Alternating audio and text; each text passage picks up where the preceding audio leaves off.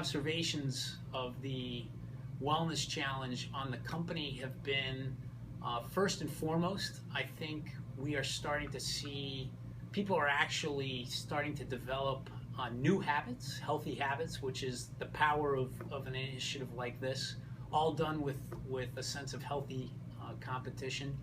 But maybe most importantly, the thing I'm super proud of and excited about and hope we can continue to do with other initiatives is the sense of community and team and accountability to one another that this initiative has really driven. And I see people walking together, teasing each other about results, but all done with a genuine concern about trying to achieve the goal and really develop these healthy habits. So.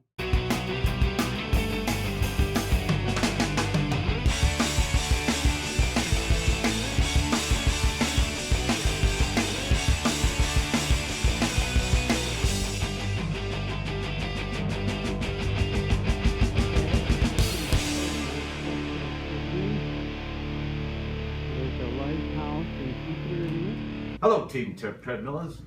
Just to let you know, we have just broken into the 4th place in the competition. Great effort, great team effort, and we are going to solidify our position in the top 5. Go Treadmillers. You got it, Kevin. Got it, Kevin. I'm on it now.